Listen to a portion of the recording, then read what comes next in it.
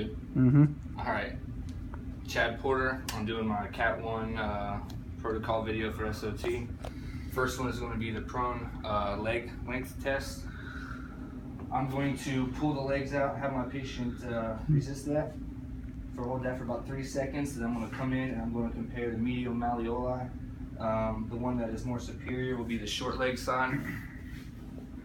My next test will be the trap fiber analysis. We're dividing the trap up into 7 zones. Zone 1 is going to be here at the V of the acromion.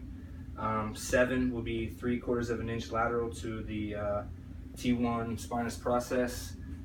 4 is right in the middle, and then 2 and 3 and 5 and 6 are even in between those. I will press on each one of these spots and ask my patient which one is most tender, and as I go from 1 to 7, I will increase my pressure. So I'll go 1, 2, 3, 4, 5, and 6, and 7, and I would ask my patient which one was most tender. And I would get a number for that side. I would do the same thing over here. Again, ask him which one is most tender. And then I would ask him to compare which one was most tender on either side. I would then go to my trap fiber analysis chart, and I would compare that to the cervical, thoracic, and lumbar. So if we had a zone 4 was the most tender, I would go to C4, T6, and L2 and check those spinuses. To ask patient which one is most tender, I would then correct that. The cervical, I would correct that with the stair step and the figure 8. Thoracic and lumbar, if one of those was the most sore, I would do a knife edge I to S adjustment. My next is the heel tension. There's 3 ways to do this. You can do this bilaterally, checking for tension. You can do this unilaterally, checking for which one is most tense. Or you can do the Achilles pinch, and I'm looking for the short leg side.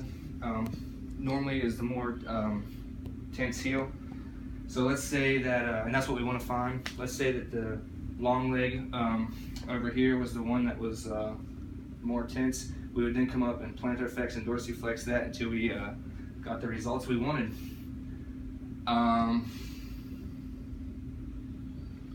So short leg side is the right. Next, we're going to do the atlas dural subluxation. So I'm just going to hold this, and I'm going to ask my patient to turn to the right. And when they do that, I want to feel a slight bump up. All right, come back to neutral. And then I'll do that on the left. And come over, and I do feel that bump, which is normal. You want to feel that. If you didn't feel the bump, then we would say that they had an atlas dural subluxation on whatever side that they turned. So we will say that to the right, I didn't feel a bump. So we're going to have the patient grab the table, and I'm going to traction the long leg side first. So I'll traction the long leg side, hold that for about 5 seconds. We would then traction the short leg side while the patient makes a full range of motion from right to left. Alright, so then the third one would be we'll have the patient turn to the right, since that was the side of the subluxation, and I will dorsiflex both feet and hold that for about 10 seconds. Alright, next thing we're going to do is a crest and dollar sign. Crest sign, we're going to come in here and we're going to do the Davis stretch sign. We're going to press in here at the erector spinae, and the patient will say that one side is nearly more sore. Then we'll do the contractile sign where we take fingers and push in, and this is where we examine. And the right side here is thicker, so that would be his crest side. Dollar sign is you go from the PSISs, you go 3 inches inferior and 2 inches lateral, and you're checking here for springiness. One side's like a marshmallow, one side's like a trampoline. So the side that the trampoline is the major sign, or his dollar sign, and that's going to be the left. And then to compare those, I think that the dollar sign is his major sign because it is the most difference between the sides. So then I would block that. His right side was the short side.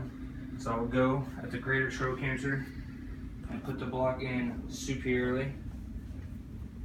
I will come over to the long leg side and I will block that at the ASIS inferiorly.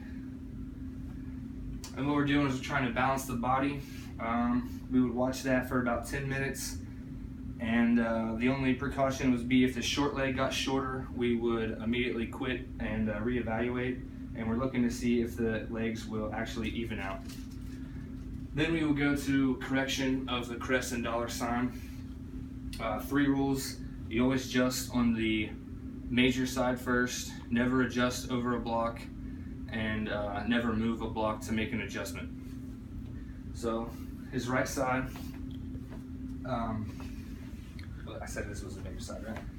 Yeah, all right, so his major side was the dollar sign here. I would do a glute scoop, and then I would come over here and do a PSIS toggle with a counterclockwise torque on the PSIS. That would be correcting the dollar sign. Then to correct the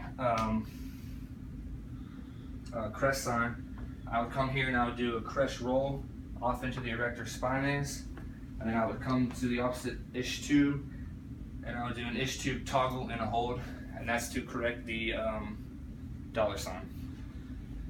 After that, we would do a test for the sacral base. We're going to stick our thumb on the L5 spinous with our fingers pointing up towards the spine, and I'm going to ask the patient to forcefully cough. So one of 3 things will happen. My hand will go towards the ceiling. That's going to indicate a sacral base positive. My hand could go towards his head. That would be a sacral base negative. Or my hand could go at a 45 both directions, and that's going to be a sacral base neutral.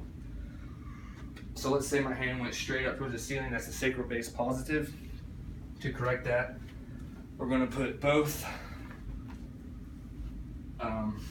blocks at the ASIS pointing inferiorly, so it makes a smiley face. I'm going to contact the sacral apex, hands pointed towards the head. I'm going to ask the patient to breathe in. Every time they breathe in, I'm going to press on the apex, and as they breathe out, I'm going to relax. We'll do that 3 to 5 times with about 5 pounds of pressure. All right, so that's for the sacral base positive. For the sacral base negative, we would have both blocks at the greater trochanters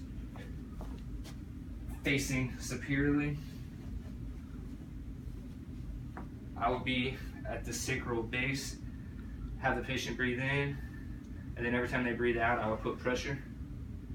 Do that 3 to 5 times with about 5 pounds of pressure. All right, and for the sacral base neutral, we have the blocks in between the ASIS and the greater trochanter perpendicular.